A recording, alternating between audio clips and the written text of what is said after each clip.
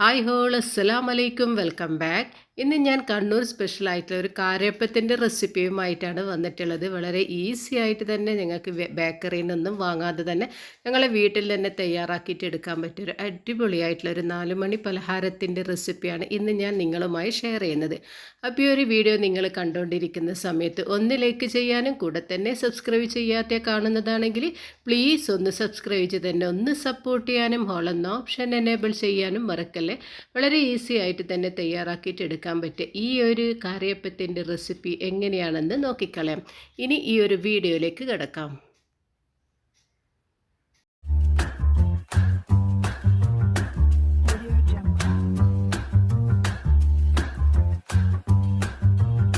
അപ്പോൾ ആദ്യം തന്നെ ഞാൻ ഈ ഒരു ഉണ്ണിയപ്പം തയ്യാറാക്കിയിട്ട് എടുക്കാൻ വേണ്ടിയിട്ട് പച്ചരി സോക്ക് ചെയ്യാൻ വെച്ചിട്ടുണ്ടായിരുന്നു. അപ്പോൾ ഞാനിതൊരു 3 മണിക്കൂർ നേരം വെച്ചിട്ടുണ്ടായിരുന്നു. അപ്പോൾ അത് നന്നായി കഴുകി എടുത്തിട്ടുണ്ടായിരുന്നു.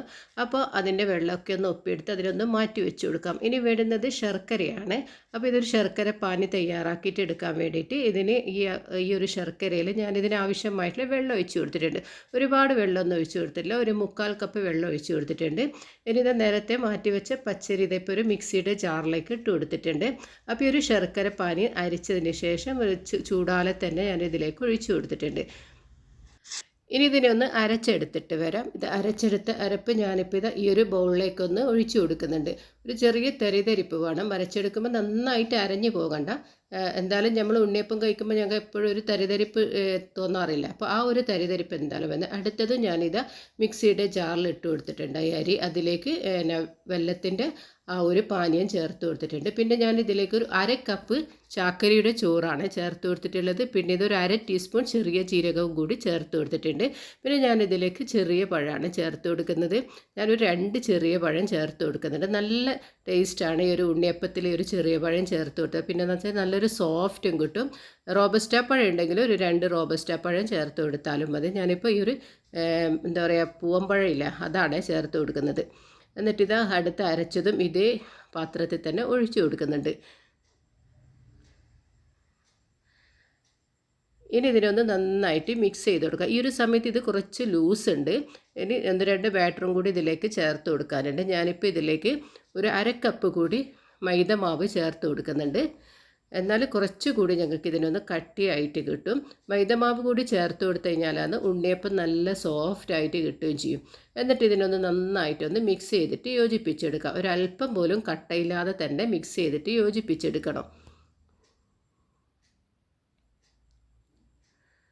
ഇതേ രീതിയിൽ നിങ്ങൾ ചെയ്തെടുത്തു കഴിഞ്ഞാൽ നല്ലൊരു ഉണ്ണിയപ്പം തന്നെ ഞങ്ങൾക്ക് കഴിക്കാൻ പറ്റും. ഇതിലേക്ക് ഞാനിതൊരു 1/2 ടീസ്പൂണോളം ബേക്കിംഗ് സോഡ ചേർത്തുന്നുണ്ട്. ബേക്കിംഗ് പൗഡറല്ല, അതായത് അപ്പക്കാരല്ല, അതാണ് ചേർത്ത് കൊടുക്കുന്നത്. ഇനി ഈ ഒരു ഉണ്ണിയപ്പത്തിൻ്റെ മധുരം ബാലൻസ് ചെയ്യാൻ വേണ്ടിയിട്ട് ഒരു 1/2 ടീസ്പൂണോളം ഉപ്പ് കൂടി ചേർത്ത് കൊടുത്തിട്ടുണ്ട്. എന്നിട്ട് ഇതിനത് നല്ല രീതിയിൽ തന്നെ മിക്സ് ചെയ്തെടുക്കുക. ഞാൻ ഇൻസ്റ്റൻ്റായിട്ട് തയ്യാറാക്കിയിട്ട് എടുക്കുന്നത് കൊണ്ടാണ് ബേക്കിംഗ് സോഡ ചേർത്ത് കൊടുത്തിട്ടുള്ളത്. അല്ലെങ്കിൽ കുറച്ച് റെസ്റ്റ് ചെയ്യാൻ വെക്കുന്നതാണെങ്കിൽ ബേക്കിംഗ് സോഡ ചേർത്തേണ്ട ആവശ്യമില്ല. എന്നിട്ട് ഇതിനെ നന്നായിട്ട് മിക്സ് ചെയ്തിട്ട് യോജിപ്പിച്ചെടുക്കണം. അപ്പോൾ ഈ ഒരു പരുവത്തിലാണ്, അതായത് ഞങ്ങൾ ഇഡ്ഡലി തയ്യാറാക്കിയിട്ട് എടുക്കുന്നില്ല, അതിലും കുറച്ച് ലൂസിലാണ് ഈ ഒരു കാരയപ്പത്തിൻ്റെ ബാറ്റർ തയ്യാറാക്കിയിട്ട് എടുക്കേണ്ടത്. കാരയപ്പത്തിൻ്റെ മാവ് ഒരുപാട് അങ്ങ് ലൂസായി പോയി കഴിഞ്ഞാൽ നല്ല രീതിയിൽ നമുക്ക് കാരയപ്പം തയ്യാറാക്കിയിട്ട് എടുക്കാൻ പറ്റില്ല. ഇഡ്ഡലി മാവിനെക്കാട്ടി ഒരു ഇച്ചിരി ലൂസാണ് വേണ്ടുന്നത്. അപ്പോൾ നല്ല രീതിയിൽ നല്ല സോഫ്റ്റ് ആയിട്ടുള്ള കാരയപ്പം തയ്യാറാക്കിയിട്ട് എടുക്കാൻ പറ്റും. ഇനി ഇതിലേക്ക് ഞാനിത് ഒരു 1/2 ടീസ്പൂണോളം കരിഞ്ജീരകം ചേർത്ത് കൊടുക്കുന്നുണ്ട്.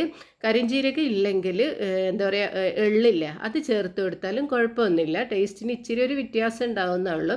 പക്ഷേ കരിഞ്ജീരകം ചേർത്ത് കൊടുത്താൽ നല്ലൊരു ഫ്ലേവർ തന്നെയാണ് കിട്ടാൻ. ഇനി ഇതിലേക്ക് ഒരു സീക്രട്ട് ഇൻഗ്രീഡിയൻസ് കൂടി ചേർത്ത് കൊടുക്കുന്നുണ്ട്. പക്ഷേ എല്ലാവരും ഇത് വെളിച്ചെണ്ണ ഉപയോഗിച്ചിട്ടാണ് ചെയ്തെടുക്കാൻ. പക്ഷേ ഞാനിന്ന് ഗീ ആണ് ഇതിലേക്ക് ചേർത്ത് കൊടുക്കുന്നത്. നല്ല നെയ്യ്, അതാണ് ഇതിലേക്ക് ചേർത്ത് കൊടുക്കുന്നത്. അങ്ങനെ ഇത് 1 ടീസ്പൂണോളം ഗീ ചേർത്ത് കൊടുത്തിട്ടുണ്ട്. ഇനി ഇതിലേക്ക് കൊപ്പരയോ അല്ലെങ്കിൽ തേങ്ങാക്കൊത്താണ് ഞാനിപ്പോൾ ഇതിലേക്ക് ചേർത്തുന്നത്. കൊപ്പര ഉണ്ടെങ്കിൽ കൊപ്പര ഇതുപോലെ ഒന്ന് കട്ട് ചെയ്തിട്ട് ഈ ഒരു എണ്ണയിൽ നിന്ന് വറുത്തെടുക്കുകയാണ് ചെയ്യുന്നത്. നല്ലൊരു ഗോൾഡൻ ബ്രൗൺ കളറായി വന്നത് വരെ ഇതിനൊന്ന് വറുത്തെടുക്കുകയാണ് ചെയ്യേണ്ടത്. അങ്ങനെ ഈ ഒരു കൊപ്പരയുടെ കളറൊക്കെ ഒന്ന് മാറിയിട്ടുണ്ട്. ഈ ഒരു ചൂടാലെ തന്നെ നിങ്ങൾ തയ്യാറാക്കി വെച്ച കാരയപ്പത്തിൻ്റെ ആ ഒരു ബാറ്ററിലേക്ക് ഇത് ഒഴിച്ചു കൊടുക്കാം. എന്നിട്ട് ആ ഒരു സമയം തന്നെ നന്നായിട്ട് ഇതിനൊന്ന് ഇളക്കി യോജിപ്പിച്ച് കൊടുക്കണം.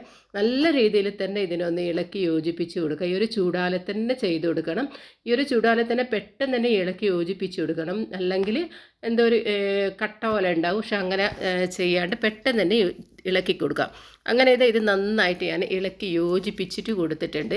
ഇതിലേക്ക് 1 ടീസ്പൂൺ, അതായത് നിറച്ചും വേണം, 1 ടീസ്പൂൺ ഏലക്കായ്പ്പൊടി ചേർത്താൻ മറന്നു പോയിട്ടുണ്ടാണ്. അതുകൂടി ചേർത്ത്, ഏലക്കായ്പ്പൊടി മസ്റ്റാണ്, അതുകൂടി ചേർത്ത് നന്നായിട്ട് മിക്സ് ചെയ്തിട്ട് യോജിപ്പിച്ചെടുക്കാം.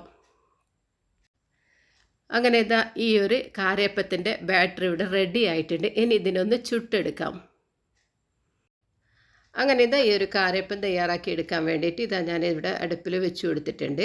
ഇനി അതിലേക്ക് സൺഫ്ലവർ ഓയിലാണ് ഒഴിച്ച് കൊടുത്തിട്ടുള്ളത്. ഈ ഓരോരോ കുഴികളിലും മുക്കാൽ ഭാഗം മാത്രമാണ് ഓയിൽ ഒഴിച്ച് കൊടുക്കാൻ പാടില്ല. ഒരുപാട് അങ്ങ് ഒഴിച്ച് കൊടുക്കാൻ പാടില്ല. ഈ ഒരു കറക്റ്റ് അളവിൽ മാത്രം ഒഴിച്ച് കൊടുക്കാം. അങ്ങനെ എണ്ണ നന്നായി ചൂടായിട്ടുണ്ട്. ചൂടായപ്പോൾ ജസ്റ്റ് ഒന്ന് ട്രൈ ചെയ്ത് നോക്കണ്ട എങ്ങനെ തയ്യാറാക്കിയിട്ട് എടുക്കുമ്പോൾ അതിൽ ഒട്ടിപ്പിടിക്കുന്നുണ്ടോ എന്ന്. അപ്പോൾ ഇതിൽ ഒട്ടിപ്പിടിക്കുന്നൊന്നുമില്ല, നല്ല രീതിയിൽ തന്നെ ചെയ്തെടുക്കാൻ പറ്റിയിട്ടുണ്ട്. അങ്ങനെ ഈ ഒരു ഫ്ലെയിം ഈ ഒരു എണ്ണ ഒഴിച്ച സമയത്ത് നന്നായിട്ട് ഫ്ലെയിം ഒന്ന് കൂട്ടി കൊടുക്കണേ. പിന്നെ നമ്മൾ ഈ ഒരു മാവ് ഒഴിച്ചു കൊടുക്കുമ്പോൾ ഫ്ലെയിം മാക്സിമം ഒന്ന് കുറക്കാൻ ശ്രദ്ധിക്കണേ. പിന്നെ ഈ ഒരു മാവ് ഒഴിച്ചു കൊടുക്കുമ്പോൾ ഫുൾ ഒഴിച്ചു കൊടുക്കേണ്ട. ആ ഒരു കുഴിയിൽ മുക്കാൽ ഭാഗം മാത്രമാണ് ഒഴിച്ചു കൊടുക്കാൻ പാടുള്ളൂ.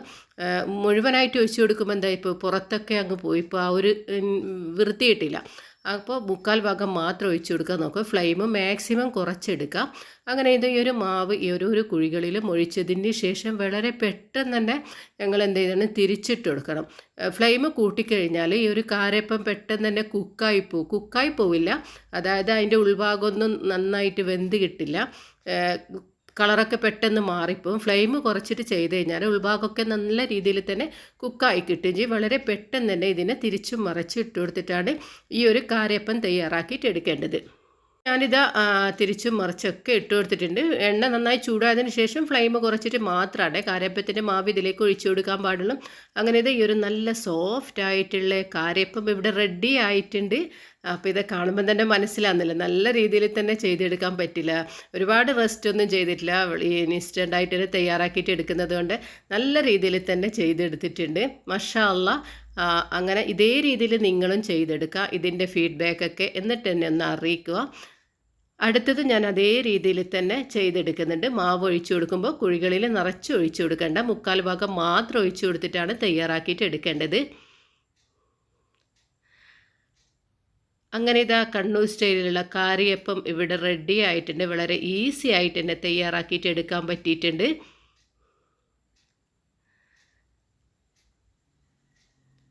അപ്പോൾ ഞാനങ്ങനെ വളരെ പെട്ടെന്ന് തന്നെ ഇതിനെ തിരിച്ചും മറിച്ചും ഇട്ട് കൊടുത്തതിന് ശേഷം ഈ ഒരു കാരയപ്പം ചുട്ടെടുത്തിട്ടുണ്ട്. പിന്നെ കാരണം ചില ആൾക്കാരൊക്കെ പറയും വെളിച്ചെണ്ണ വേണ്ട ഇതിൽ ചെയ്തെടുക്കുക. പക്ഷേ വെളിച്ചെണ്ണേനെക്കാട്ടും എനിക്ക് ടേസ്റ്റ് തോന്നിയിട്ടുള്ളതിൽ ഇതിൽ ഗീ ചേർത്ത് കൊടുത്തിട്ട് ആ ഒരു തേങ്ങാക്കൊത്തില്ല അതൊക്കെ ഫ്രൈ ചെയ്തെടുത്തപ്പോൾ നല്ലൊരു ടേസ്റ്റ് തന്നെയാണ് എനിക്ക് തോന്നിയിട്ടുള്ളത്. അങ്ങനെ വളരെ ഈസി ആയിട്ട് തയ്യാറാക്കിയിട്ട് എടുക്കാൻ പറ്റിയ ഈ ഒരു കാരയപ്പത്തിൻ്റെ റെസിപ്പി നിങ്ങൾക്കൊക്കെ ഇഷ്ടമായിട്ടുണ്ടാവുമെന്ന് വിചാരിക്കുന്നു. അപ്പോൾ ഇൻഷാ അല്ലാഹ് ഇനിയും പുതിയ റെസിപ്പിയുമായി ഞാൻ വീണ്ടും വരുന്നതായിരിക്കും. അപ്പോൾ ഈ ഒരു വീഡിയോ നിങ്ങൾക്ക് ഇഷ്ടമായിട്ടുണ്ടെങ്കിൽ നിങ്ങളെ ഫ്രണ്ട്സിനും ഫാമിലിക്കൊക്കെ ഒന്ന് ഷെയർ ചെയ്ത് കൊടുക്കാം. അപ്പോൾ പുതിയ വീഡിയോയുമായി വരുന്നത് വരെ അസ്സലാമു അലൈക്കും വറഹ്മത്തുള്ളാഹി തആല വബറകാതുഹു. അപ്പോൾ ഈ വീഡിയോ ഇഷ്ടമായിട്ടുണ്ടെങ്കിൽ ഒന്ന് ലൈക്ക് ചെയ്യുക. കൂടെ തന്നെ സബ്സ്ക്രൈബ് ചെയ്യാതെ കാണുന്നതാണെങ്കിൽ ഒന്ന് സബ്സ്ക്രൈബ് ചെയ്ത് തന്നെ ഒന്ന് സപ്പോർട്ട് ചെയ്യാം.